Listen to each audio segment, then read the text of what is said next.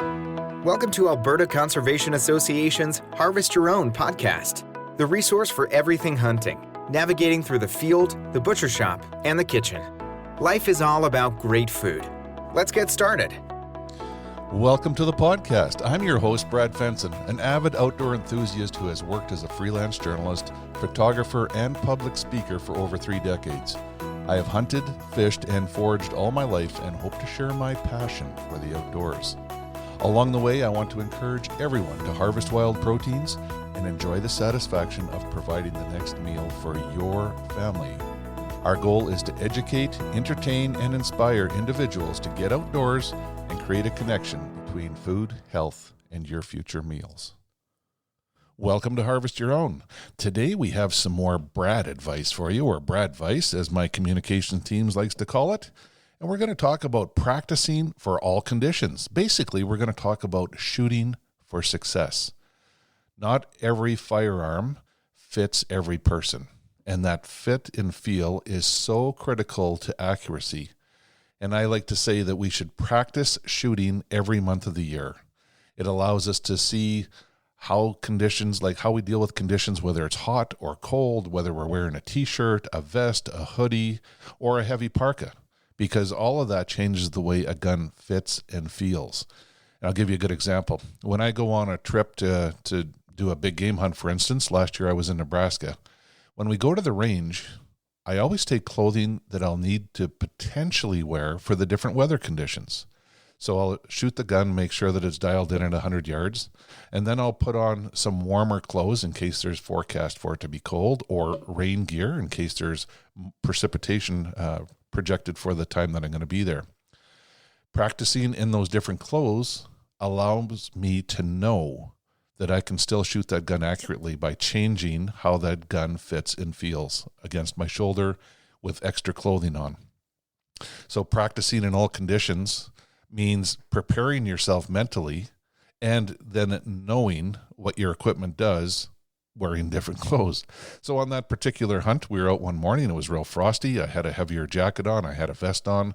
Length of pull changed, but I knew that the gun would still shoulder and shoot straight, and I shot a whitetail. It went down immediately, which always makes me a little nervous.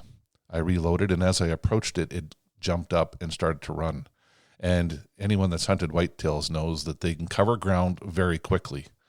Fortunately, I threw the gun up, found it in the scope, put a lead on it to the front of its shoulder, and squeezed the trigger, hit the deer exactly where I wanted, and it was down again, and it never did get back up. It was finished.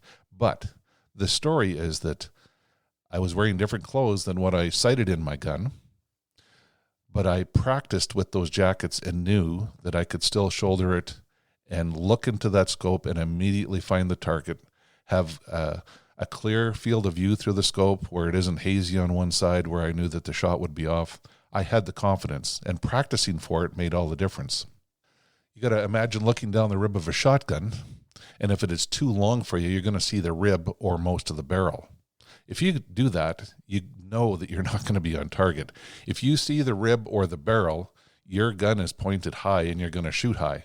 And I've got a great story. A good friend of mine, he considers himself the patron saint of ruffed grouse because it's his favorite bird, it's his favorite table fare, it's where he spends most of his time. For years, he bragged about how his birds had very few pellets in their breast. You know, I go ruffed grouse hunting, almost all of them are shot in the head and the neck, very few pellets in the meat. So I got him to try waterfowl hunting, and we went out duck hunting, and he could not hit a bird. He struggled. No matter what he did, he could not hit a flying duck. So I said, you know what? Have you ever patterned your shotgun? No. So we got out a chunk of cardboard, put some dots on it, put it out at 40 yards and got him to pull the trigger. Well, to his amazement, his pattern was hitting 8 to 10 inches higher with the main amount of pellets than he thought it was. And that explains the ruffed grouse.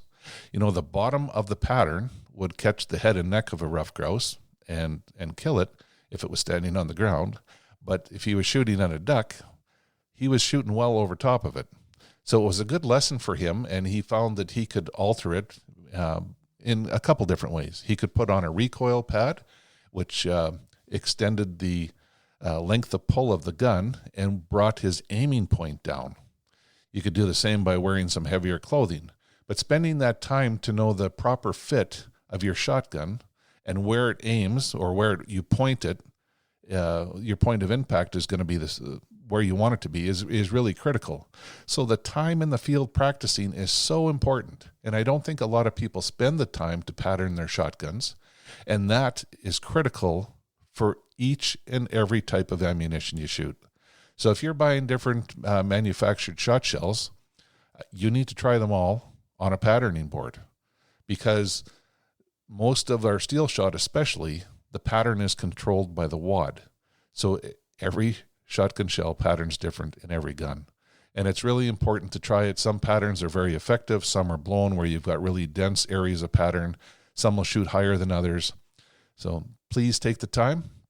If you're a shotgun enthusiast and you've got different types of ammo, especially with the prices going up, sometimes we're looking for some value in our shot shells. We change brands from what we're used to. It's important that you know where they're hitting.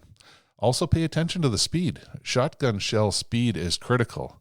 Now, the one tip I'll give you is that if you shoot one particular brand and it shoots at 1,550 feet per second and you find yourself with a high percentage of kill, and then you switch to a shot shell that's much slower, like 1,300 feet per second, it's probably because you're shooting behind them. So pay attention to the speed as well. And again, this is a great opportunity for you to go out and practice in the field. You can get a hand thrower and some clay targets and have your hunting partners throw some clays for you and see if you can stay on target with different speed shot shells. Chances are, if you're shooting the faster ones, you're going to find that you're a better shot, because inherently all of us tend to shoot behind a bird and rarely ever shoot in front of it. So the more speed you have with steel, the better shot you're going to be. And that is one of the benefits of going to steel shot years ago, is that a lot of hunters found that they were a better shot, especially once the shot shells were developed to where the steel was very effective. You know, the early years they weren't. Basically, we were restricted to shots of about 30 yards when steel shot first came out. Now it is very effective at longer ranges, but you need to know what your shot is doing at different ranges, where to lead a target, how fast that's going. So that's critical. The only way to find that out is experience in the field. The one thing I can say is if you're missing a lot, try extending your lead. I think you're going to find that it makes a huge difference. My shotgun is really touchy in terms of length of pull. If I am too long or too short, my pattern is off very quickly. So I tend to want to wear the same clothing all the time, and I practice with it because I know that I'm going to shoot better. I'll give you a prime example. I was down in Arkansas on a late season duck hunt, and I knew that if I wore my parka, I would not be on target as well as if I only wore a hoodie. So it was cold. All the locals had parkas and bibs and everything else on, and I just had a long sleeve shirt and a hoodie, and they kept saying, "Man, you must be freezing." And I said, no, I'm from Canada. This is all good. I'm warm.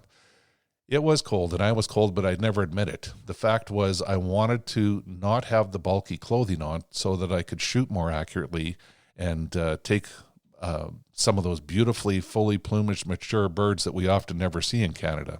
So again, practicing and knowing that it makes a difference allows you to make alterations in the field. Maybe you can put some hand warmers in a chest pocket or on your kidneys in your between your long underwear or your undergarments and your heavier clothes. Little things like that can help you hold the heat. Again, put hand warmers on your wrists. A lot of people like to have them right in their glove, but I like to put them on my wrist under the elastic cuff of a jacket or a heavy shirt, because it warms the blood supply going into your hands, and it'll make a big difference if you do that, especially if you do it before you actually get out there and get cold. You know, a rifle that fits properly is going to shoot more accurately for you every time. And I've got a good example. I was lucky enough to win a custom rifle one time in a raffle. Beautiful gun, and I got it home, shot it, was really impressed. I had a great scope put on it with a turret system where I could dial the range and shoot, and I shot it right out to 800 yards. Loved the gun. my wife wanted to try it. So Steph shot it, and wow, I mean, talk about hitting the X. She hit the X every time. So length of pull was perfect. The scope was easy for her to line up on. She could see clearly through it. She shot it extremely well. Long story short, she claimed it as her gun. And most people might not understand this, but my wife hasn't always been a hunter. For years, she enjoyed the wild game. And then one day she said, I'd be interested in trying this. I just don't want the antlers. I just want the meat. So we put her in for cow elk draws, and she used that rifle to harvest 4 cow elk very successfully. And most of them were in winter conditions where the warmest day was minus 40. Some of you might remember the stories that I've written about that. It was great adventures to be out there in the cold and stuff like that. But the main part of that story is that we were bundled up in heavy gear, and she shot that rifle perfectly. Most of the elk were between 170 yards and almost 400 yards. Again, the turret made it easy to dial it. Had to set the parallax to make sure that we were on and accurate. But practicing with her heavy clothing on gave her the confidence and allowed her to know that she could slide that butt of the rifle into her shoulder, find the target in her scope, and slowly squeeze the trigger and have positive results. And for any hunter, not just people that are starting out, that is exactly what we want. I like to say it's ethical hunting because we respect the animals that we pursue. We make a quick one-shot kill, no lingering, no follow-ups. It's a good peace of mind, but it's actually good for the heart to know that when you harvest an animal, it is taken quickly and cleanly. What if you're having problems with your gun? You practice it and you find that you do get off target. There's lots of things you can do. Most rifles nowadays and shotguns come with a shim kit, or you can purchase one, which will allow you to alter the length of pull by putting shims in between the butt and the recoil pad. So you can lengthen or shorten the length of pull with those shims. Of course, the best way to find that out is to go to the range, shoot with the light clothing on, put on a vest, put on a hoodie, put on a sweater, put on a heavy jacket, and see what happens to your point of aim. Do the same with a shotgun. If you need to make alterations, you can do that. So with the shotguns I have, I can shoot it with the full length of pull, with all the shims in, and if I go out late season, I'm wearing a very heavy parka, I need to take 2 shims out in order to accommodate my heavy clothing and still stay on target. Again, practice, practice, practice. It gives us the knowledge and the confidence to go out there and be on target every single time, so that you're not stuck in a situation like I was in Arkansas where you're underdressed and potentially getting cold just so that you can stay on target. You can also do an optics test on your rifles to see if the gun fits you properly and your optics are mounted properly. Pick it up, keep your eyes closed, open them, and see if you're looking clearly through the scope. If you have to jostle the gun around, pull it in tighter, push it out, or change the position of it in order to see through that scope clearly, chances are the gun doesn't fit you right. And there you get an opportunity to try to alter it again, take some shims out, add them, even take a recoil pad that slips over the butt to add length of pull. That's the best way to find out if you're actually mounting the gun and it fits you properly. You can always go to a shooting range where they can actually help you check that, what your length of pull is. I know that the Alberta Hunter Education Instructors Association, at several of their courses and ranges, they've helped hundreds of people to identify a proper fit and feel for a shotgun and what you can do to make alterations. So there's lots of things you can do to get on target and to make sure that you stay on target in the field no matter what the conditions are. Again, spending time in the field is critical to understanding and knowing your equipment. More so for harvesting game cleanly and having a freezer full of ducks, geese, grouse, deer, moose, or whatever it is you're going to pursue. And it's also fun. Ammunition is expensive, but so is going to a movie or doing other recreational activities. So try to make plans. Put it on your calendar, just like you would an appointment to see somebody or date night or whatever it is. Set a date every month during the year to go out and shoot. Learn more about your equipment. Learn the alterations you need to do. Learn how you shoot with specific clothing on, and make sure you practice with the heavy stuff. Even in the summer months, we often overlook that. If you shoot better in the summer wearing just a t-shirt, if you don't shoot as well because you're not on target, that's a telltale sign as well. So I hope that everyone can find the time to do that. Enjoy it more, find people to go with, share your passion, and ultimately harvest more game. Be more successful in the field. So there's your BrAdvice for today. I hope that it helps you. I hope that it motivates you to get out there. And I hope that it helps you to harvest more wild proteins to enjoy on the table. We hope to inspire people to reconnect with nature and appreciate where your food comes from by harvesting your own. For more information on getting started or to learn specifics about the Field to Fork experience, visit harvestyourown.ca and follow on Facebook and Instagram. Check back often for new material, recipes, and videos that are posted regularly.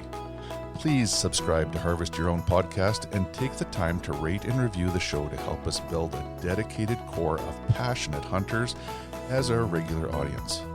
Until next time, embrace the outdoors and all it has to offer. Thanks for joining us.